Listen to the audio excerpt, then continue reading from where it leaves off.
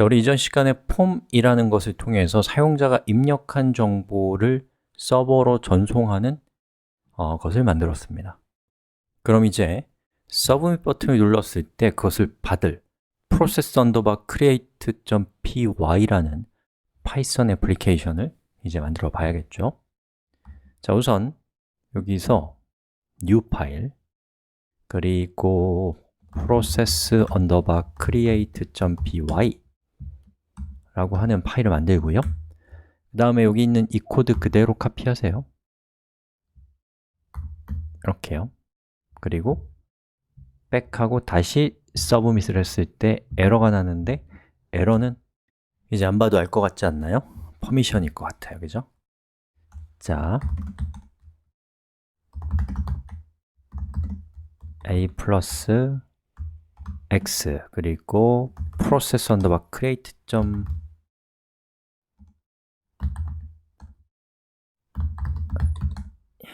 이렇게 하고요. 자, 다시 리로드를 했을 때 이렇게 되면 된 거죠. 자, 그럼 이제 우리가 서버 쪽에서 전송한 데이터를 받아야 되거든요. 자, 그때 사용하는 코드는 우리가 index.py에서 사용자가 index.py 뒤에 붙어 있는 id 값 있잖아요. 그 id 값을 우리가 받을 때 뭘 썼어요? 자, cgi paid storage라는 걸 썼거든요. 저걸 이용하면 됩니다. 자, 그래서 여기 있는 코드 이 정도 제가 카피해가지고 이렇게 가지고 온 다음에 여기 필요 없는 건 지워버리고 이렇게 그 다음에 우리가 cgi라는 모듈을 쓰고 있기 때문에 import를 통해서 난 cgi라는 모듈을 쓸 거야 라고 알려줘야 됩니다. 그리고 field storage 한 다음에 여기에서 이 부분을 이제 어떻게 해야 되냐면 자, create.py가 process_create.py로 전송하는 데이터는 타이틀 값과 description 값입니다. 여러분이 그걸 좀 더 분명하게 확인하고 싶다면 자, 여기 back 한 다음에 크롬과 같은 웹브라우저에서 검사 버튼을 누르면 이런 개발자 도구라는 툴이 나옵니다. 네트워크를 켜시고요. 거기에서 서브밋 버튼을 누르면 현재 우리가 보고 있는 이 웹페이지를 우리가 보기 위해서 웹브라우저가 웹서버로 전송한 데이터와 웹서버가 웹브라우저에게 응답한 데이터를 볼 수 있어요. 자, 이거를 클릭하면 폼 데이터로 브라우저가 서버 쪽에다가 타이틀은 CGI, 디스크립션은 이렇게 전송했다라는 것을 우리에게 보여줍니다. 이걸로 확인하시면 돼요. 자, 그 다음에 전송한 값이 타이틀이면 이 타이틀을 여기에다가 적용하시면 되고요. 그럼 이제 타이틀은 이렇게 되고요. 디스크립션은 역시나 폼 description.value 이렇게 하면 되죠. 자, 그럼 잘 됐는지 확인하기 위해서 print에다가 타이틀을 넣고요. 컴마 그 다음에 다시 컴마 이렇게 하면 복잡하니까 description 이렇게 하면 프린트에다가 컴마하고 두 개를 넣으면 이 둘 다 출력할 수 있거든요. 자, 백하고 서브밋 짜잔, CGI와 CGI is가 잘 출력된 것을 볼 수가 있습니다. 자, 이렇게 했으면 거의 끝난 거예요. 그럼 이제 뭐 하면 되겠어요? 우리가 타이틀 변수의 값에 해당되는 파일을 데이터라는 디렉토리에 생성하고 그 파일의 description이라는 저 변수에 담겨있는 값을 넣으면 되겠죠. 자, 이걸 위해서 우리가 필요한 것은 검색입니다. 자, 여러분이 자신이 사용하는 검색 엔진을 키고요. 거기에서 python 3 파일 write 정도로 검색해 보시면 어떻게 하는지가 나와 있을 거예요. 자, 저는 알고 있기 때문에 같이 한번 해봅시다. 자, open 그리고 우리가 하려는 것은 데이터 디렉토리 밑에 title이라는 파일을 만드는데 그거는 쓰기 할 거예요. write 그렇게 해서 파일을 열면 opened 파일 이렇게 그렇게 해서 연 파일을 opened 파일이라고 하는 저 변수가 가리키게 한 다음에 거기에다가 write하고 description을 하면 description에 해당되는 값이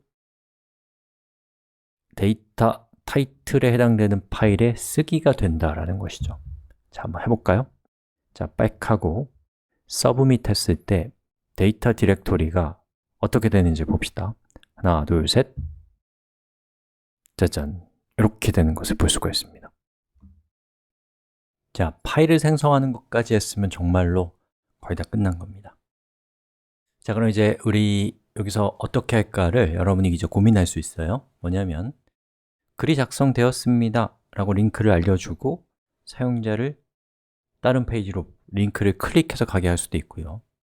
글이 작성되면 바로 사용자를 글을 작성한 글의 고유한 페이지로 보내버릴 수도 있어요. 자, 그렇게 하는 방법은 여기 있는 헤더를 좀 조작하는 거예요. 그리고 여러분이 서버 쪽으로 데이터 전송할 때 영어를 쓰세요. 한국어를 하면 문제가 생길 수 있습니다. 우리 수업은 어떤 실용적인 웹 애플리케이션을 만드는 수업이라기보다는 실제로는 여러분이 프레임워크나 이런 것들을 쓰는 게 현대적인 구현 방법입니다. 그 중간다리로서 수업이기 때문에 이 현실의 복잡성은 좀 무시합시다.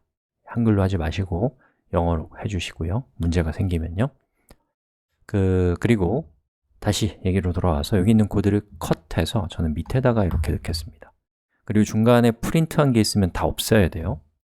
프린트를 해버리면 헤더 값에 변경이 생기니까.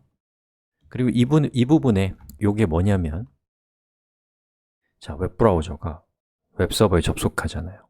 그럼 웹서버가 응답하면서 야, 내가 지금부터 보내줄 컨텐츠는 텍스트고 그 중에서 HTML이야. 알아서 잘 처리해 라는 것이 여기 있는 이 코드의 내용이에요. 근데 이제 제가 하고 싶은 거는 웹서버가 웹브라우저에게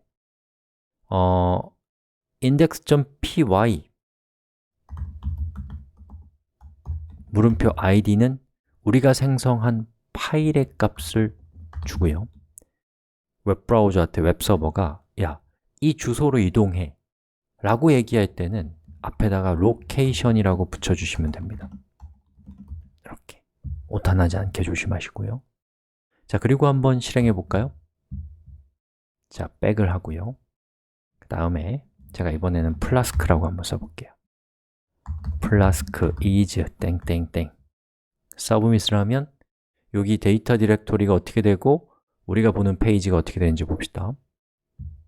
자, 보시는 것처럼 플라스크가 생성됐고 또 id 값이 플라스크인 페이지로 이동했습니다. 자, 이렇게 사용자를 웹서버가 다른 페이지로 보내버리는 저러한 헤더를 뭐라고 하냐면 redirection이라고 부릅니다. 자, 이렇게 해서 우리가 그 컨텐츠를 사용자들이 생산하는 방법을 어떻게 하는가, 데이터는 어떻게 받아서 어떻게 저장하는가 이런 얘기들을 지금까지 했습니다. 여러분, 고생하셨어요.